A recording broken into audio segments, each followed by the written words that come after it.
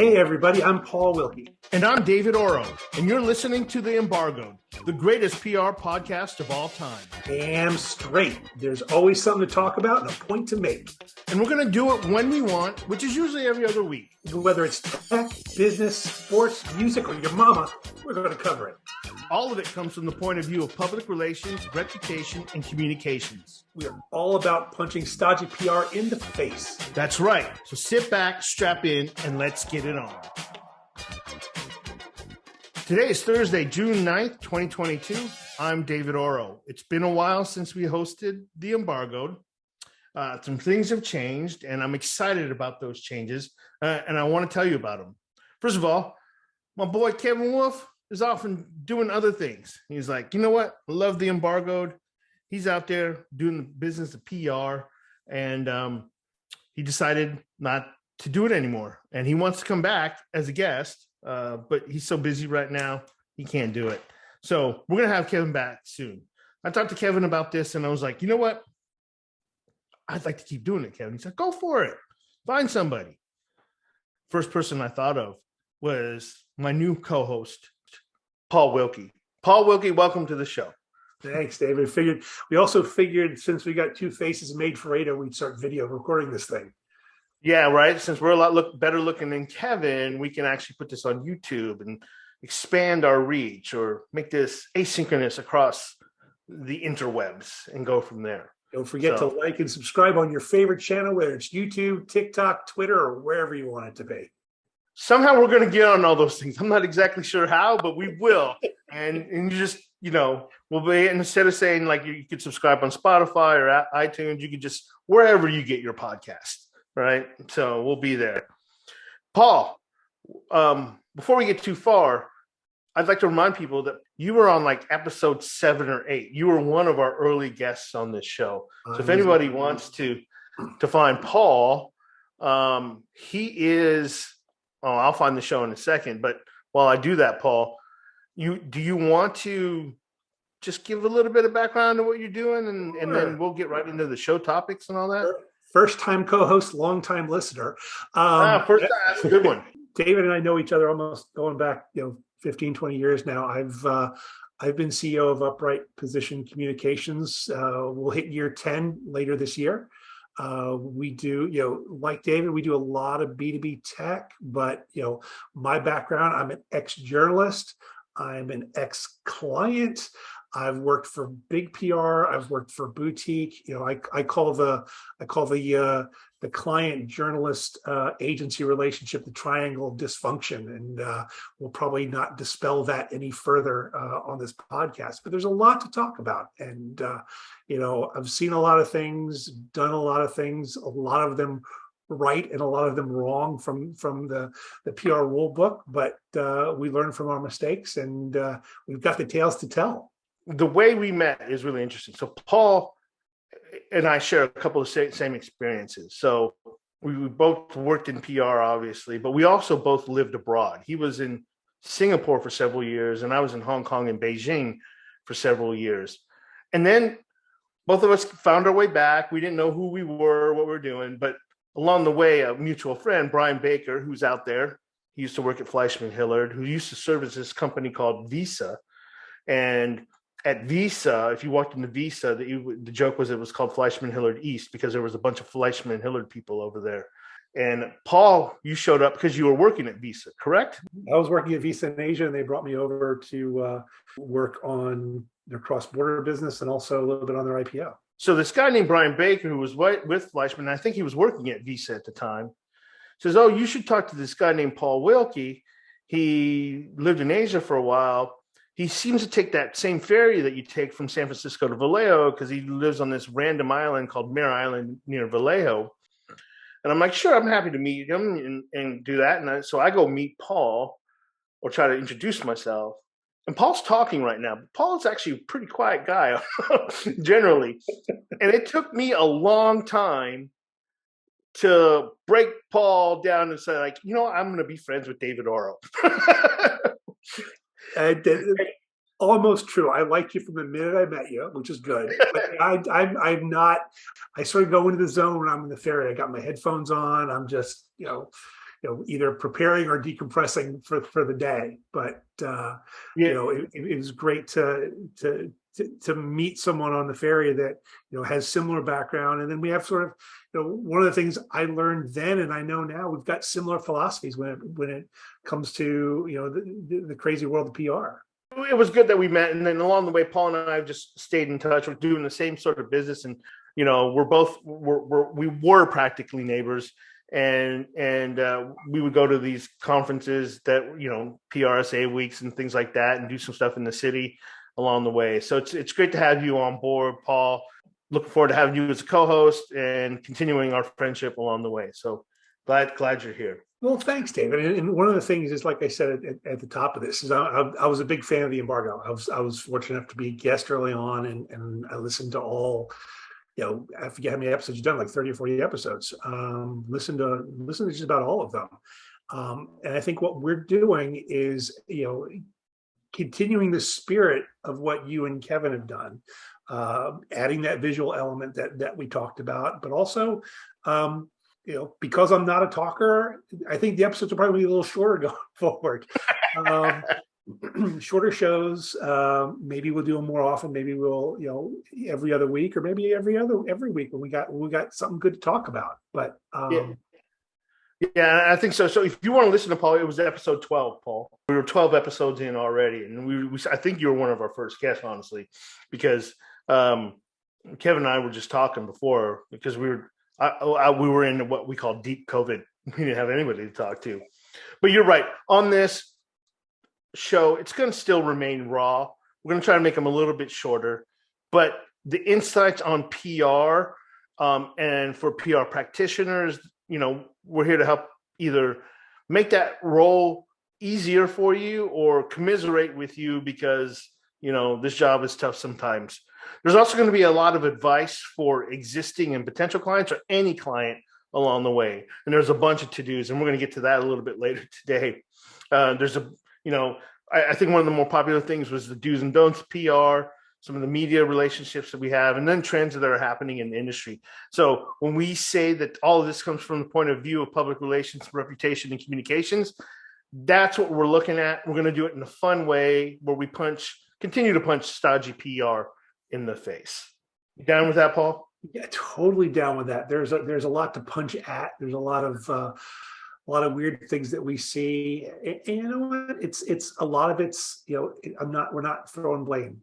It's easy to blame the clients. It's easy to blame journalists, but a lot of it's what we do and some of the bad habits we've developed as an industry. We're gonna, no sacred cows of those three groups. What we're going to do, we're just going to pick one thing a week and kind of get this in and out of here, because we know everybody's time is short. And, we're going to try to shoot the 30-minute mark, maybe a little bit over, maybe a little bit less, but it's going to be fun no matter what. Today, we're going to talk about celebrities and how not to use them. And we get these pitches all the time. But before we do, I would like to talk about a teenage crush that I had in the late 80s, early 90s, I think it was. She was on the cover of Sports Illustrated a lot as a swimsuit model. I think everybody was in love with her. It was either her or Elle Macpherson. And this celebrity is Kathy Ireland. Paul, you had a crush on her. Oh, of course. Everyone had a crush on her. And the great thing about Kathy Ireland is you can have access to her today. For the lowly sum of $30,000, you can interact with Kathy Ireland today. Do you know what I'm talking about? Fortunately, I do, but I still like to get it. It's not the same feeling, though, Paul. It's not the same feeling. So when Kathy Ireland showed up in a swimsuit edition of Sports Illustrated, when magazines were actually a thing, she looked great. She looked awesome, and younger me was like, yay. Could never have that, but now I can have it for the lonely price of some odd dollars. So yes. What we're talking about is celebrities and not how to use them. And Paul, you want to set this up, because we get this all the time from clients saying, "Get me on Kathy Ireland's show." A pet peeve of mine.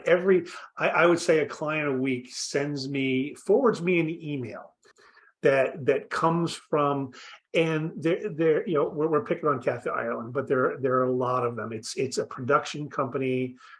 This one in particular is called Modern Living TV, and they send out an email saying, we'd like to feature your company on our program that airs on Bloomberg and Bloomberg International branded content.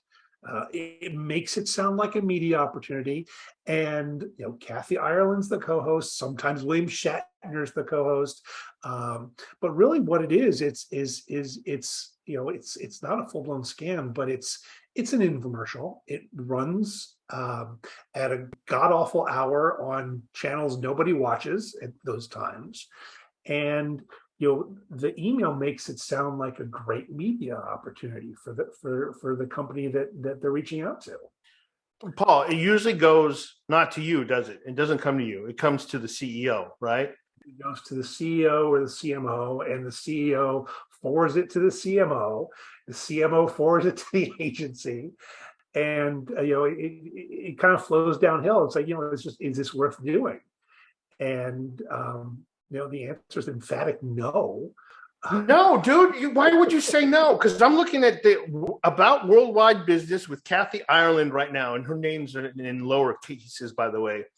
It says Worldwide Business with Kathy Ireland is the premier source for the latest business stories, offering viewers a glimpse into the thoughts and insights of some of the brightest minds in the industry today. Trusted influencer and CEO, owner of her own $3.1 billion brand, Kathy Ireland. Companies from around the world trust Kathy with their brand. Now Kathy speaks with executives from across the globe on Worldwide Business with Kathy Ireland. Why wouldn't you be part of that? Well, first of all, it's it's an infomercial. And the great thing about infomercials is they tend to run at times when, broadcast networks are just need revenue. It's times when no one's really watching. God bless Modern Living TV, because what they've been able to do? They've been able to buy advertising space on big name networks that they sell back to you in the form of an infomercial with Kathy Ireland, of course. So this one, it says here on this website, Sundays on Fox Business Network is branded content. Sundays at 3 a.m. is probably the time that they air. Because I haven't seen Kathy Ireland since Sports Illustrated. That's been a while.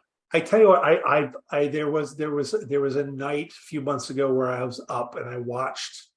I don't know if it was Kathy's or if it was somebody else, but it was, it's served, you hate to ding these folks. It does serve a purpose. If you've got if you're a CEO with a bit of an ego and you want to see your brand on TV, this is probably the easiest, fastest way to do it. You throw the money at Kathy Ireland's company and they produce a professionally produced half-hour infomercial where they interview the CEO and they showcase the company.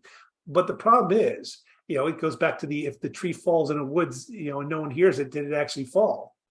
If you paid $30,000 to produce this thing, is anybody watching it?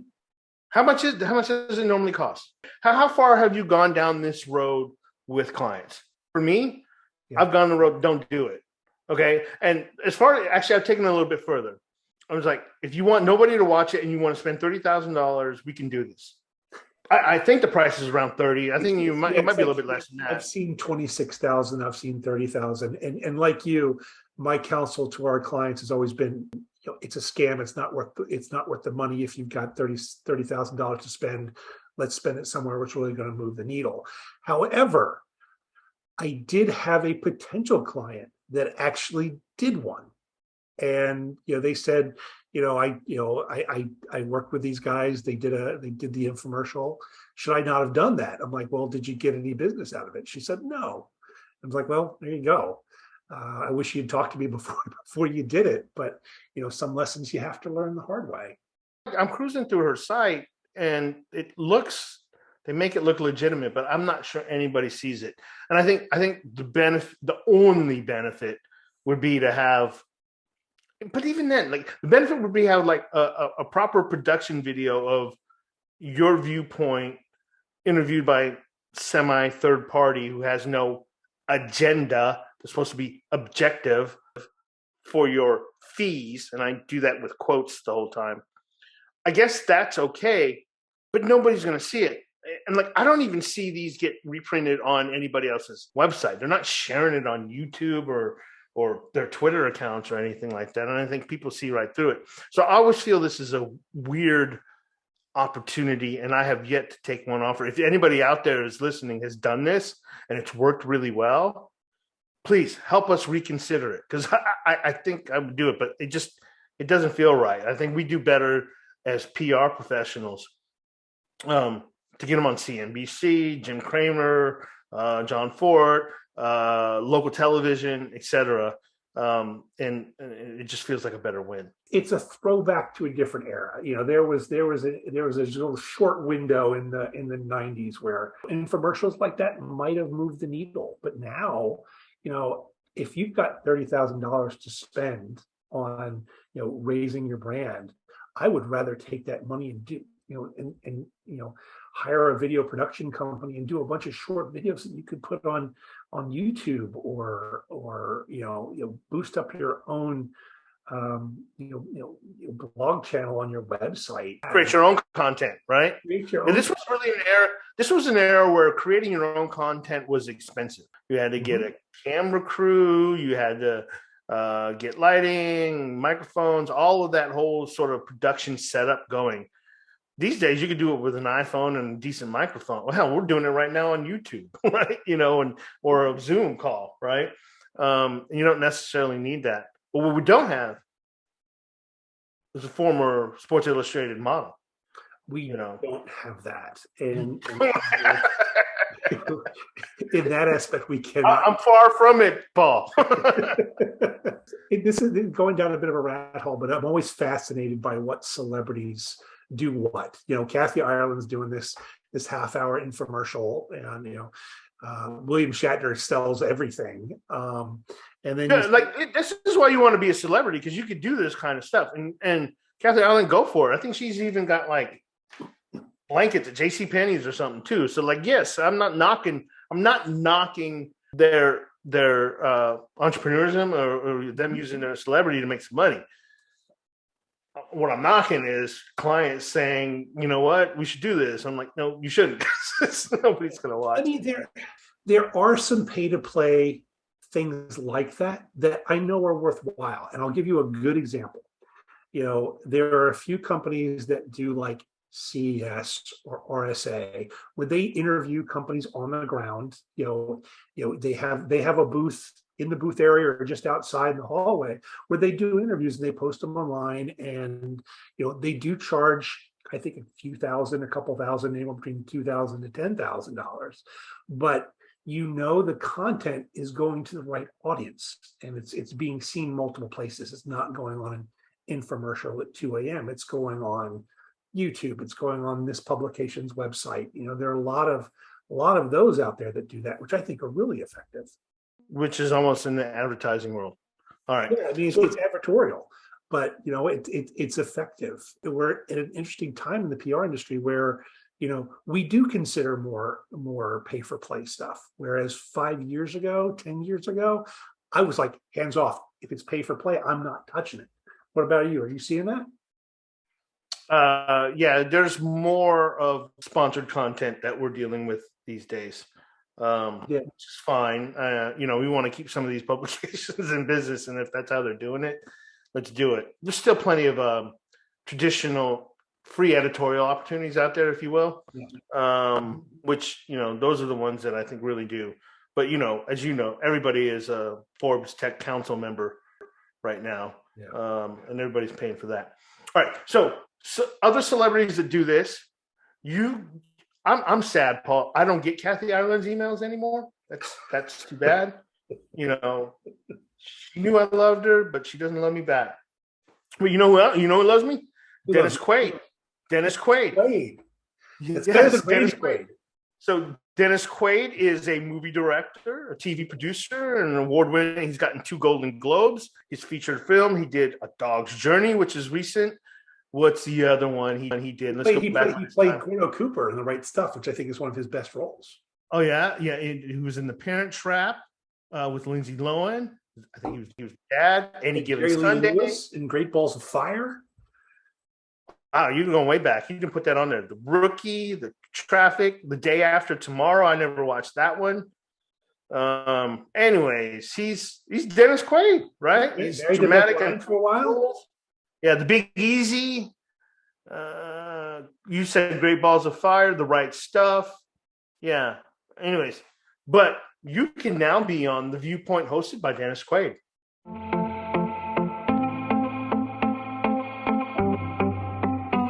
Hello, I'm Dennis Quaid. Not a day goes by that we don't hear about concerns over our national security. Experts in the industry are constantly coming up with new ways to keep Americans safe at home and abroad. Here's one such story. They've been doing this for 18 years. Wow. Yeah, it's a production company called Viewpoint, along with Dennis Quaid.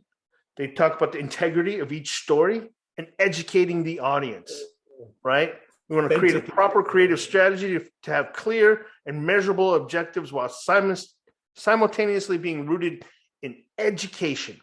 So we strive to make meaningful documentaries that inspire audiences to take action. Oh, a little bit different positioning than Miss Kathy Ireland, who's about worldwide business. So each segment with an approach that adds value to our distribution partners and ultimately people's lives. Because this is really what we're all about. People's lives. As long as we enrich people's lives. And if we can get Dennis Quaid to show us how to do that. They offer pre-production, production, and post-production and distribution. I don't know what the distribution channels are. But when I got pitched on it, it was for a software client. Mm-hmm. You know, they were looking at the future of data storage and processing. My client had nothing to do with data storage and processing. And they offered a informal conversation that should take 15 to 20 minutes, determine if your organization's history and mission might be a suitable match for the product. Viewpoint is an educational documentary style program which runs on public television.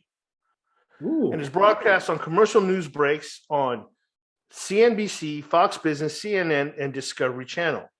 There we go. I haven't seen Dennis Quaid on any of those. I have not. You know, when you mentioned the Dennis Quaid email, I'm like, I have not seen Dennis Quaid on any infomercial. I told the client was like, no, didn't want this. I think we even got one once from David Hasselhoff, but don't quote me on that. I think it might have been William Shatner that did one. We actually didn't do this. You know, I don't know how much it costs, but I'd rather do Kathy Ireland than over Dennis Quaid here. But you know. And here's the thing: if and I know we said this before, if you've got that kind of money to spend, here's what I would do. I would invest in a video production company. Get some decent B-roll, get some footage of your products, your platform, what you do, some shots around the office. Just book a producer for the day so you have that video, those video assets, and you can use them anywhere. You can use them, you can send them to the Bloombergs and the CNBCs, so when they run a story on your company, they've got that. Or when you guys want to do your own podcast or you want to do your own webinar, you've got decent video to play with. So you're generating your own content, you're putting your own content out there, and you're doing it at a fraction of the cost of something like, you know, the Kathy Ireland program. Yeah. You know where I used to see these, Paul? On airplanes. Yeah. So airplanes used to have TVs behind the chair and the little seat, and they would show a little infomercial there. And then I remember watching them a few times, and it felt contrived. Ended up watching a movie instead, but that's the only place I've ever seen them. I haven't seen them anywhere else. And so that's not a way to work with celebrities. The thing about them is, and like you said, it's that inauthenticity. I mean, they are very well produced. They're very glossy. You know, they're almost glossy to the point where, you know, they don't feel genuine. And that's the other problem. You want the things that you're spending your advertising, your marketing, your PR dollars on, you want them to have integrity. And yeah, you have to, and it has to be authentic. And it doesn't feel that way. The one place that the new way of doing this, and maybe we'll share it around in our email list, is Cameo. You can hire celebrities on Cameo for a lot cheaper, and they'll, depending on the celebrity, they'll give you a 30-second video of some sort, and you can hire them. And whoever they are, it depends on how much it costs. And I'm just hopping on their website right now, and it is, who's on there? You get a Evander Holyfield for $250. Yeah. You know who made a lot of money on Cameo? I read about this a couple weeks ago. You know who made a ton, like millions on Cameo? You'll never guess. Who's that? Gilbert Gottfried. Oh, Gilbert Gottfried did. Oh, you would hire that guy to say happy birthday to you. How much was that guy charging? I know he was charging, but man, I read, in his obit or in the days after, he made multiple $1 million on Cameo. And that. I actually hired Cameo for my wife's birthday. I hired a B-grade reality TV, C-grade reality TV star from Selling Sunset. I forget his name right now, Roman or something like that. And he said, "Happy birthday to my wife." Nice. Yeah. So I gave him some stuff. It was like $100. I gave him some stuff about the family and what she's like. And he put his hat on, sat down in front of some TV and put his iPhone in and says, "Hey, Patricia, blah, blah, blah. Happy birthday. You got 3 kids. You're the best mom ever." It was kind of a fun little thing to do. There was no way I was hiring an A-lister for her. I love my wife, but I'm not paying A-list price. If money were no object, and assuming they were on the Cameo platform, who is the one celebrity you would want to have wish you a happy birthday? I don't know. I'm not, I don't know why. Well, Kathy Ireland. Is she on the platform? Well, she'd be cheaper than $30,000. So yeah. Yeah. There was one. There was in the software space. They had hired David Hasselhoff, Flavor Flav, and that lady from Tiger King, the woman in Florida. I forget her name. Oh yeah. And they did somebody put together. It was a software company that they had to spell out why Kubernetes, which is a way to manage software in the cloud, is cool. And Flavor Flav did it, and it was hilarious, and it went viral. And he said something like Kubernetes or something like that. And then he was like, yeah, it's diligent, or it's software paradigm thing. And the way that Flavor Flav said it was hilarious. That's a way to use a celebrity. Who's the most interesting celebrity you ever worked with a client? Interestingly enough, I haven't had that many that I've worked with over the years. I mean, in Hong Kong, there was an event with Jackie Chan that we were a part of, but I didn't work with him directly. He was there.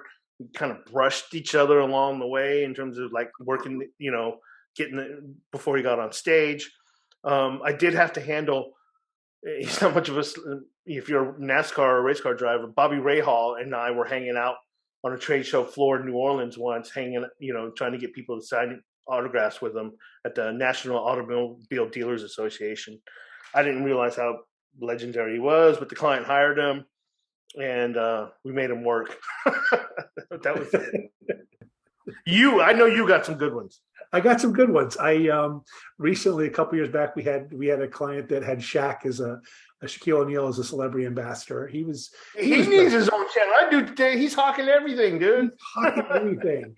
And then, of course, with Visa, we always had like Olympic athletes, and Michael Phelps. We did a few things with over the years. My favorite was still when I was with Visa. We did an event with InXS, and we sponsored one of their concerts in Singapore, and they were fantastic to work with. Yeah, in Asia you can get kind of those things. Things are big in Japan, big in Asia. So good. Well, Paul, thank you. This is like the first great episode, and I'm glad to have you on here. And this is the thing on the show. We're going to talk a little bit about little PR nuggets along the way, and Yeah, now we know how not to use celebrities. and then we'll have our own smaller celebrities come on from time to time. We may have to engage with the Cameo platform to see what we can bring on.